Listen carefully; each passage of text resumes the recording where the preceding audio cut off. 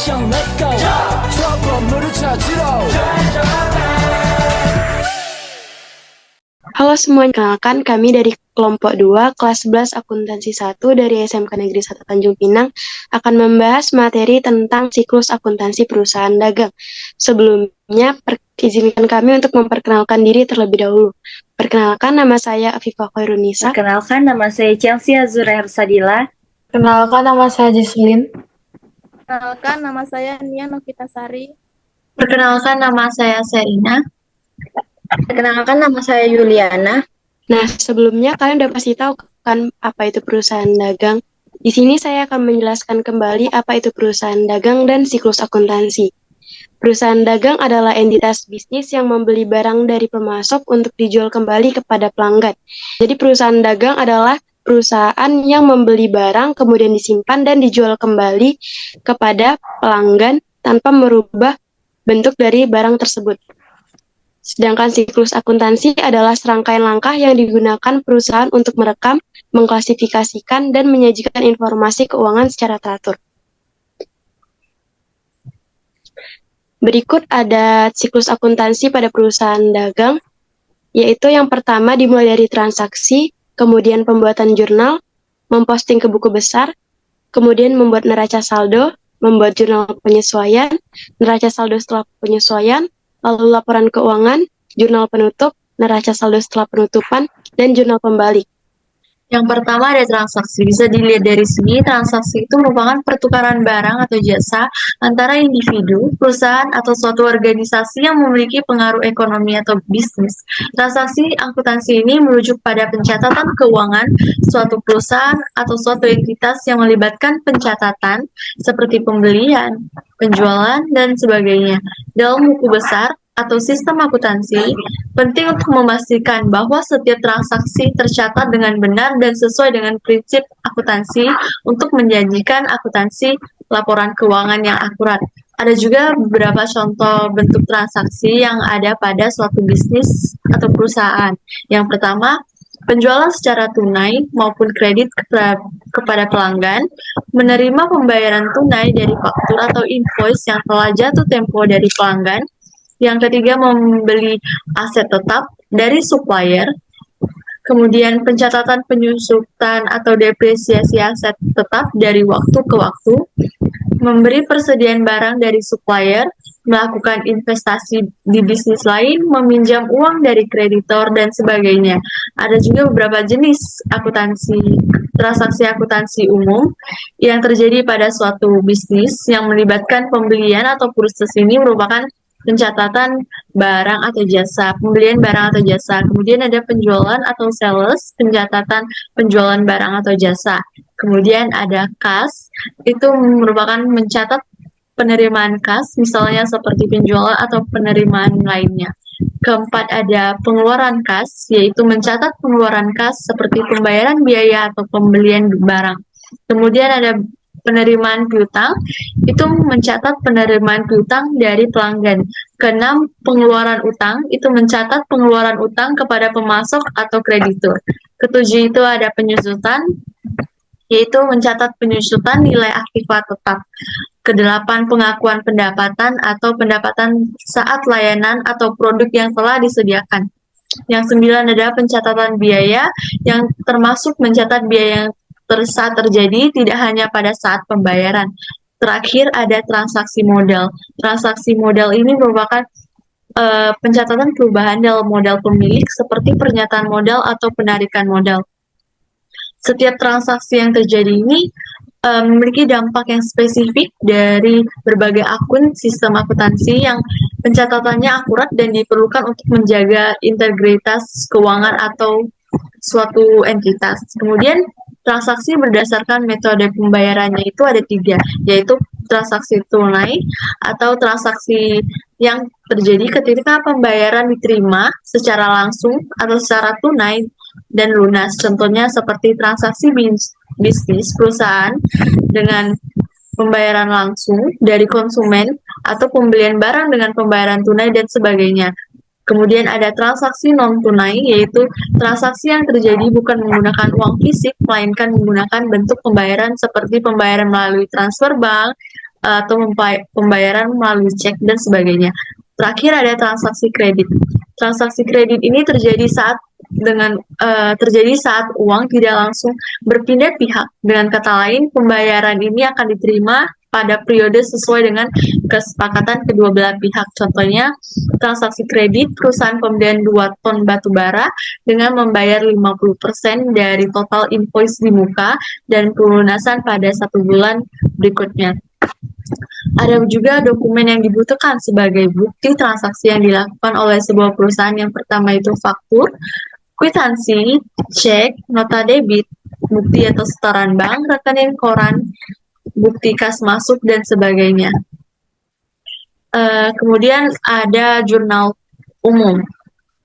Jurnal umum atau jurnal khusus ini merupakan jurnal yang mencatat segala bentuk dari transaksi bisnis atau suatu transaksi bukti bisnis pada perusahaan dalam suatu periode tertentu. Jurnal khusus ini merupakan sebuah jurnal yang dirancang dan dibuat secara khusus untuk mencatat transaksi yang sifatnya sama dan sering terjadi secara berulang-ulang. Jurnal khusus ini dikelompokkan menjadi 4 sesuai dengan jenis transaksinya, yaitu jurnal penerimaan kas, jurnal pengeluaran kas, jurnal pembelian, dan jurnal penjualan. Jurnal penerimaan kas ini merupakan segala transaksi kas yang masuk dan akan dicatat dalam jurnal penerimaan kas, contohnya seperti uang modal pinjaman, dan penerimaan penelusuran piutang. Kemudian ada jurnal pengeluaran kas, yaitu yang melibatkan jurnal seperti pembelian barang secara tunai, membayar gaji karyawan, dan pelunasan utang. Ketiga, ada jurnal pembelian. Bedanya jurnal pembelian dengan jurnal pengeluaran kas ini, kalau jurnal pengeluaran kas ini mencatat kas atau uang keluar secara tunai. Maka jurnal pembelian mencatat segala bentuk pembelian barang, bersyarat atau kredit. Kemudian ada jurnal penjualan. Jurnal penjualan ini berbeda dengan jurnal penerimaan kas. Jurnal penerimaan kas ini memang mencatat uang atau kas yang telah masuk dan menjual barang itu telah dicatat, tapi jurnal pengeluaran mencatat segala bentuk transaksi penjualan yang bersyarat atau kredit. Supaya bisa lebih kebayang, di sini ada contoh bentuk jurnal umumnya, yang di sini pertama ada jurnal penerimaan kas, pengeluaran kas, pembelian, dan penjualan. Yang ketiga adalah buku besar atau buku besar pembantu. Buku besar merupakan buku yang berisi kumpulan-kumpulan akun yang memperkirakan terkait dengan pencatatan transaksi keuangan, yang mengisarkan buku pembantu yang berisi semua daftar perubahan laporan keuangan dari suatu entitas atau perusahaan. Buku besar juga mempunyai fungsi utamanya, yaitu untuk mencatat semua transaksi keuangan yang terjadi dalam suatu perusahaan tertentu. Buku besar pembantu adalah buku besar yang digunakan untuk mencatat perubahan utang atau piutang dengan memisahkan kreditur maupun debitur yang satu dengan lainnya. Jenis buku besar ini disebut juga buku tambahan, sebab buku ini berisikan informasi tambahan yang digunakan untuk menjelaskan secara rinci jumlah utang dan piutang yang telah dicatat dalam buku besar utama. Ada pula beberapa contoh. Ini ada contoh buku besar pembantu untan dagang, dan juga buku besar pembantu piutang dagang. Yang keempat ada neraca saldo. Neraca saldo merupakan buku-buku yang berisi seluruh akun dengan sejumlah uang. Uang dalam buku besar tersebut terbagi ke dua sisi, yakni ada sisi debit dan juga sisi kredit. Fungsi neraca saldo itu untuk mendeteksi setiap kesalahan penjumlahan yang telah terjadi dalam pembukuan yang ada di dalam sisi debit dan kredit. Ini juga ada contoh dari neraca saldo. Yang kelima ada jurnal penyesuaian. Jurnal penyesuaian adalah jurnal yang dibuat ketika ada perubahan saldo pada suatu akun dan harus disesuaikan ke dalam buku besar perusahaan pada akhir siklus akuntansi, dengan tujuan untuk mencatat pendapatan atau beban yang tidak diakui untuk periode tersebut.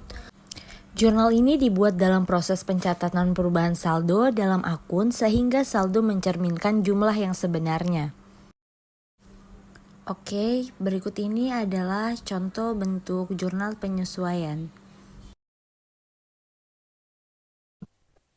Setelah membuat jurnal penyesuaian, kemudian ada neraca lajur. Neraca lajur adalah data akuntansi yang dihimpun di lembaran kerja berlajur-lajur atau berkolom-kolom secara sistematis. Neraca lajur ini sifatnya opsional untuk perusahaan yang berskala kecil atau tidak memiliki akun buku besar yang banyak, tidak terlalu membutuhkan neraca lajur karena dapat disesuaikan dengan neraca saldo yang ada. Tetapi untuk perusahaan yang berskala besar atau memiliki akun buku besar yang membutuhkan neraca lajur untuk menyesuaikan, untuk membantu dalam pembuatan laporan keuangan. Nah, penggunaan neraca lajur dapat mempermudah pembuatan laporan keuangan perusahaan yang melibatkan perkiraan dan penyesuaian saldo berdasarkan aktivitas perusahaan. Berikut ini ada neraca lajur yang berjenis 5 kolom, yaitu nama akun, neraca saldo, jurnal penyesuaian, neraca saldo setelah penyesuaian, laba rugi, dan neraca. Yang ketujuh ada laporan keuangan. Laporan keuangan perusahaan adalah sebuah catatan informasi keuangan suatu perusahaan dalam satu periode tertentu yang dapat digunakan untuk menggambarkan situasi kinerja perusahaan tersebut. Biasanya, perusahaan membuat laporan keuangan ketika periode akuntansi perusahaan memasuki akhir. Ada beberapa jenis laporan keuangan perusahaan, yaitu laporan laba rugi, laporan neraca, laporan perubahan modal, dan laporan arus kas. Di sini saya akan menjelaskan sedikit tentang laporan laba rugi. Laporan laba rugi dalam perusahaan dagang adalah laporan keuangan yang menunjukkan pendapatan, biaya, dan laba bersih suatu perusahaan selama periode waktu tertentu. Biasanya laporan ini mencangkup penjualan bersih, biaya pokok penjualan, biaya operasional, serta laba atau rugi bersih setelah semua pengeluaran dihitung. Ini membantu dalam mengevaluasi kinerja keuangan perusahaan dagang.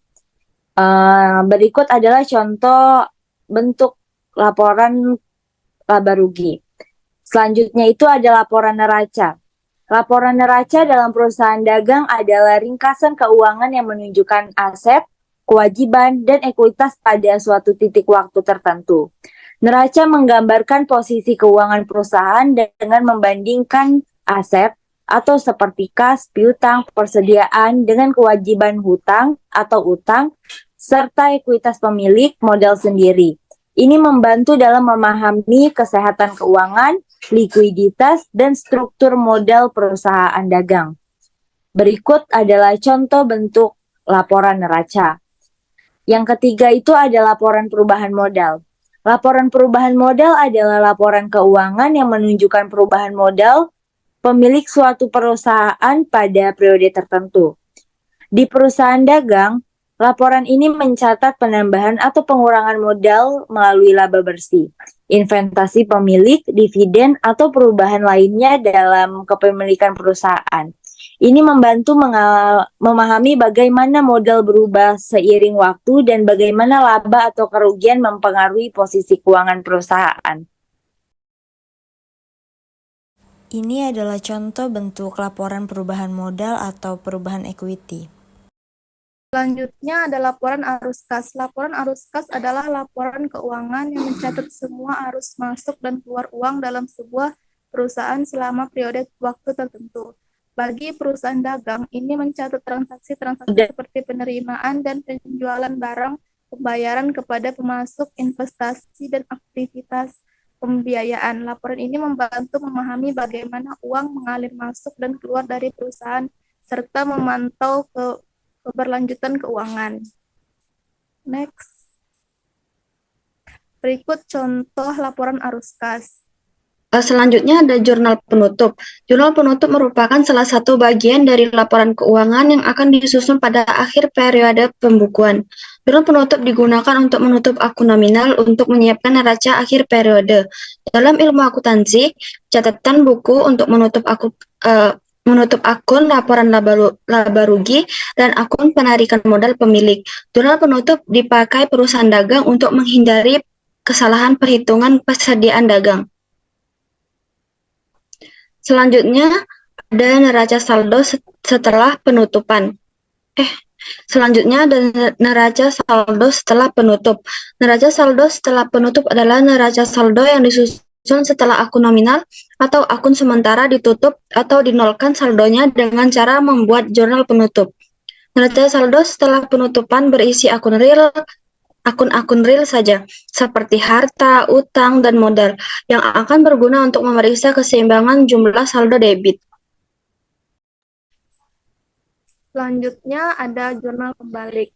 Jurnal pembalik adalah jurnal membalikan transaksi yang telah dilakukan di jurnal penyesuaian atau adjusting interest. Tujuannya adalah untuk menyesuaikan saldo akun dan memastikan akurasi laporan keuangan, serta memudahkan pekerjaan akuntansi pada periode berikutnya atau menghemat waktu.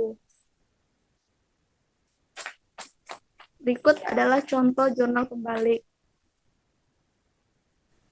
Nah, sekian saja penjelasan singkat tentang siklus akuntansi pada perusahaan dagang. Jadi kesimpulan pada materi kali ini adalah siklus akuntansi adalah serangkaian langkah-langkah sistematis yang akan mencakup pencatatan, pengklasifikasian, dan pelaporan transaksi keuangan perusahaan. Siklus akuntansi ini dapat bervariasi tergantung pada jenis industri, ukuran perusahaan, dan karakteristik operasionalnya. Tujuan utamanya adalah memastikan keakuratan informasi keuangan, memberikan dasar untuk pengambilan keputusan, dan memenuhi kebutuhan pelaporan kepada pihak-pihak terkait. Sekian video pembelajaran dari kelompok kami. Mohon maaf bila ada kesalahan kata maupun penjelasan yang kurang jelas. Terima kasih untuk yang telah menonton video kami. Bye-bye. Sampai jumpa. Bye-bye.